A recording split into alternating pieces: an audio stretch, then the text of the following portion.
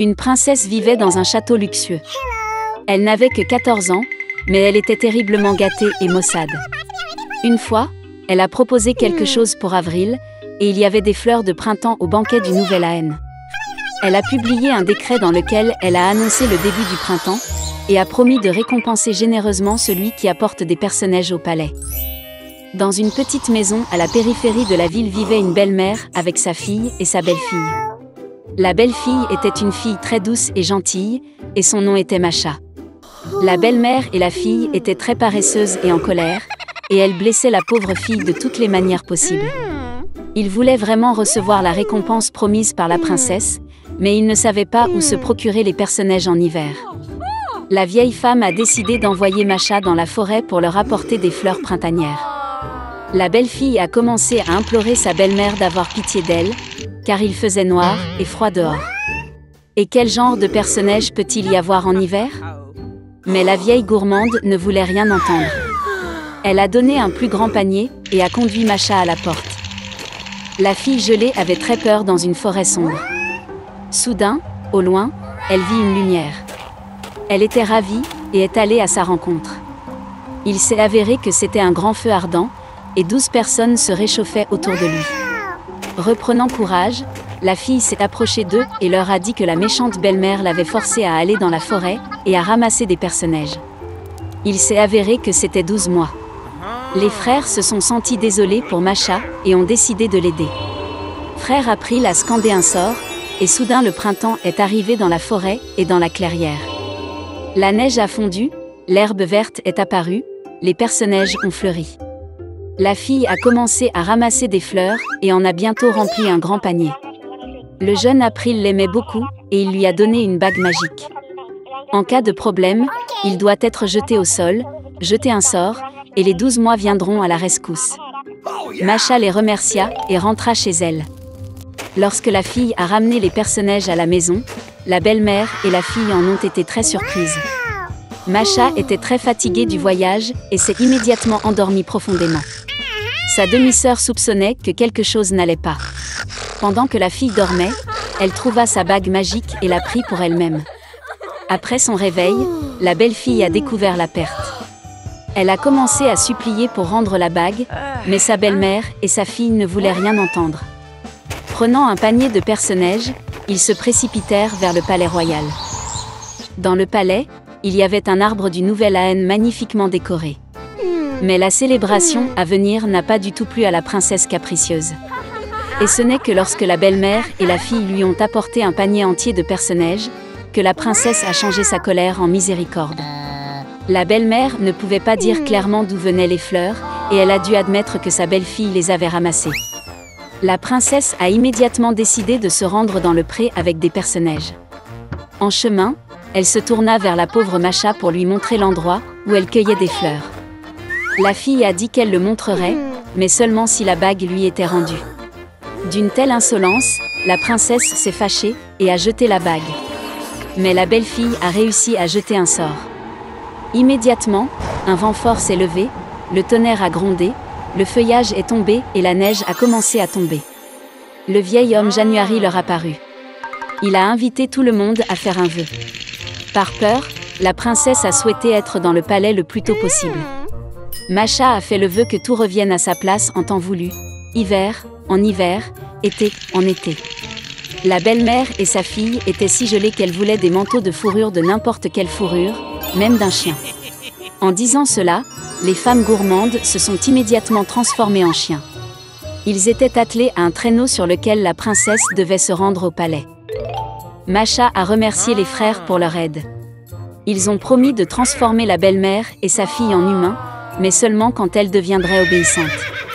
Des mois ont donné à la fille un magnifique grand traîneau, attelé par des chevaux fringants. En les voyant, la princesse a demandé un tour au palais. C'était la première fois de sa vie que la princesse prononçait le mot « s'il vous plaît ». Et Masha accepta volontiers. Un jour, tous les animaux de la ferme sont restés sans nourriture. Puis une petite poule rousse a décidé d'aller sur le terrain et de chercher quelque chose à manger. C'était triste de marcher seule, alors la poule est allée vers la vache et l'a invitée à marcher ensemble. Mais la vache ne voulait aller nulle part, et a donc dit qu'elle avait très chaud et qu'elle resterait à la ferme. Puis le poulet est allé au cochon, mais elle ne voulait pas quitter sa flaque d'eau fraîche. Alors, le poulet a décidé de demander de l'aide au chien, mais il a souhaité rester dans son stand. Enfin, le poulet est allé au canard. Après une courte réflexion, elle a également refusé de quitter l'étang. Personne ne voulait aller avec le poulet, alors elle a dû chercher de la nourriture seule. Ainsi, un poulet a traversé le champ et a trouvé plusieurs grains de blé. Joyeuse, elle est retournée à la ferme et a décidé de planter les graines qu'elle avait trouvées. Le poulet pensait que des amis pouvaient l'aider. Elle a montré les grains à la vache et a proposé de les planter ensemble. Mais la vache était encore très chaude. Puis le poulet est allé vers le cochon, mais elle a refusé de l'aider. Alors, le poulet s'est tourné vers le chien, mais il ne voulait pas quitter le stand. La dernière poule a demandé de l'aide au canard, mais elle a décidé de rester dans son étang préféré. Et le poulet a dû planter les graines seul. Les semaines ont passé, les pluies ont commencé et les graines ont germé. Cela vaudrait la peine de les désherber. Puis le poulet a demandé à ses amis qui pourraient l'aider. La vache a dit qu'il pleuvait aujourd'hui. Le cochon ne voulait pas bouger. Le chien avait peur de se salir et le canard s'est plaint de sa santé. Et encore une fois, la poule devait tout faire elle-même. La petite poule rousse sarclait seule le lit. Après un certain temps, le blé a poussé et il était temps de récolter. Puis le poulet a invité ses amis à ramasser du blé ensemble. Mais la vache était très occupée. Le cochon ne voulait pas sortir de sa flaque d'eau. Le chien s'est caché dans sa cabine et le canard n'a pas du tout écouté le poulet. La petite poule rousse a donc travaillé jusqu'à la tombée de la nuit. Elle récoltait du blé, épi par épi. Enfin, il était temps de transformer les céréales en farine. La poule est de nouveau allée demander de l'aide à ses amis. Puis la vache a dit qu'il était temps pour elle de donner du lait et a refusé de quitter la grange. Le cochon ne voulait pas non plus aider. Le chien a dit qu'il ne savait pas faire de la farine et que le canard était très occupé à nager dans l'étang. Le petit poulet a haché le blé lui-même et l'a transformé en farine. Enfin, il est temps de préparer un délicieux pain. Le poulet s'est tourné vers ses amis pour obtenir de l'aide. Mais la vache n'avait pas le temps de travailler. Le cochon est trop fatigué pour aider. Le chien était occupé et le canard a dit qu'elle ne savait pas du tout faire du pain. Cette fois, le poulet s'est vraiment mis en colère. Elle est allée à la cuisine et elle a pétri la pâte avec la farine qu'elle a moulue. Elle l'a mis elle-même dans le moule, l'a envoyé au four et a attendu que le pain soit cuit. Lorsque l'arôme des produits de boulangerie frais se répandit, la poule sortit le pain du four. Elle est sortie dans le jardin, s'est assise à table et a appelé ses amis. Voyant du pain frais, tous les habitants de la ferme se pressaient autour du poulet. Ils voulaient tous bien manger. Mais la poule a dit qu'elle ne partagerait pas avec ses amis. Après tout, elle a fait le pain elle-même, et donc seule elle méritait de manger. Et avec un grand appétit, le poulet a commencé à picorer le pain. Mais elle ne pouvait pas accepter le fait que ses amis avaient faim. Ensuite, le poulet a décidé de partager de la nourriture, mais seulement si ses amis promettent de continuer à l'aider dans tout. Maintenant, tous les animaux avaient honte de leur comportement, car ils se rendaient compte que le poulet avait raison. Et ils ont promis de toujours s'entraider dans tout.